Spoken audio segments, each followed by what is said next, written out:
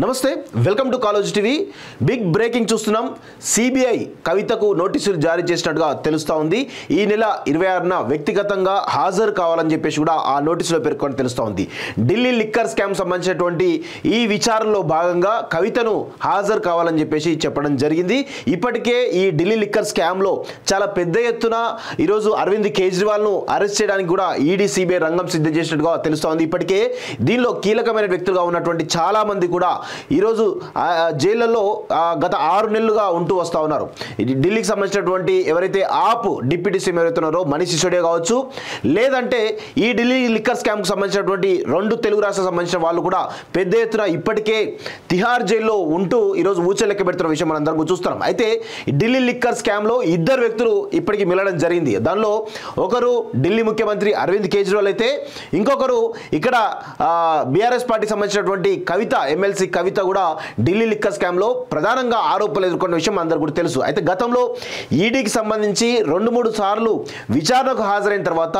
ఒక మహిళా కోణంలో ఈ వ్యక్తిగతమైనటువంటి విచారణ కాకుండా తన ఇంటికే వచ్చి విచారణ చేయాల్సిందిగా ఈడీ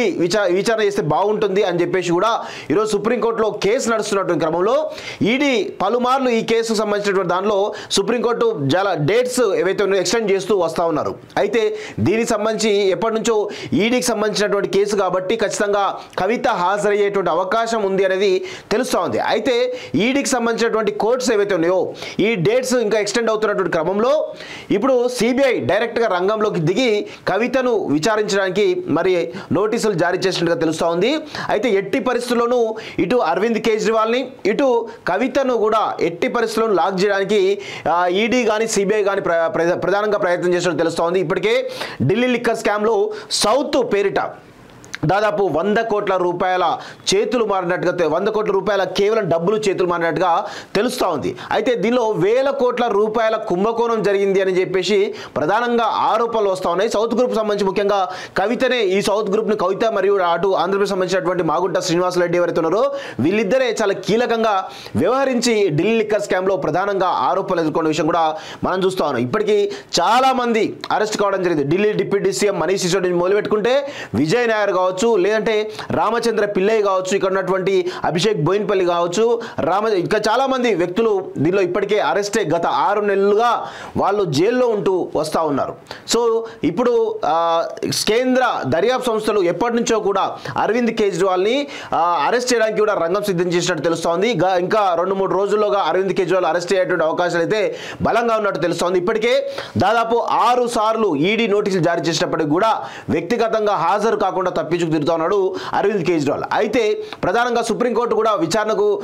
ఆదేశిస్తే కూడా ఆయన ఓన్లీ ఆన్లైన్లో మాత్రమే అటెండ్ కావడం జరిగింది కానీ మిగతా విషయంలో అటెండ్ కాలేదనే విషయం కూడా తెలుస్తూ ఉంది సో వ్యక్తిగతంగా హాజరు కావాలని చెప్పి సుప్రీంకోర్టు కూడా రీసెంట్గా ఒక 3 days బ్యాక్ ఆర్డర్ జారీ చేయడం జరిగింది అంతేకాకుండా ఈడీ కూడా మళ్ళొకసారి నోటీసులు జారీ చేయడం ఇప్పటికే 6 సార్లు ఈ ఈడీకి సంబంధించిన నోటీసులను ఉల్లంఘన చేసింది కాబట్టి ఖచ్చితంగా ఆయన పెద్ద ఎత్తున ఆరోపణలు ఆయన ఖచ్చితంగా అరెస్ట్ అయ్యే అవకాశం అయితే కనబడుతున్నాయి ఆయనకు బెయిల్ కూడా దొరికే ఛాన్స్ అయితే కనబడతలేదు అదేవిధంగా కవిత కూడా సుప్రీంకోర్టులో ఒక క్లాస్ని అడ్డు పెట్టుకుని ఆమె కూడా తప్పించుకుంటుంది కాబట్టి ఖచ్చితంగా సిబిఐ ఈసారి నోటీసులు జారీ చేసి ఆమెను అరెస్ట్ చేసేటువంటి అవకాశాలు కూడా బలంగా ఉన్నట్టు తెలుస్తోంది పార్లమెంట్ ఎన్నికల దగ్గర పడుతున్న కొద్దీ అదేవిధంగా పార్లమెంటు సంబంధించినటువంటి నోటిఫికేషన్ మార్చ్ 2nd వీక్లో రాబోతుంది కాబట్టి ఆలోపే ఈ ఇద్దరిని కూడా అరెస్ట్ చేసి జైలుకు పంపించేటువంటి అవకాశాలు బలంగా ఉన్నట్టు తెలుస్తూ ఉంది సో ఇది మొత్తానికైతే కవితను కనుక గతంలో ఢిల్లీ లిక్కర్ స్కామ్ సంబంధించి కవిత అరెస్ట్ చేయకపోవడం వల్లనే ఇక్కడ బీజేపీ 8 సీట్లకు మాత్రమే పరిమితమై చాలా పెద్ద ఎత్తున ఆరోపణలు బీజేపీ బీఆర్ఎస్ ఒకటే ఆరోపణలు ఎదుర్కొన్న విషయం కూడా తెలుస్తూ ఉంది సో ఇప్పుడు ప్రధానంగా కవిత అరెస్ట్ అయితే కనుక ఖచ్చితంగా బీజేపీకి ఇక్కడ కొంత సానుకూలమైన వాతావరణం ఏర్పడే అవకాశం కనబడుతుంది ఇప్పటికే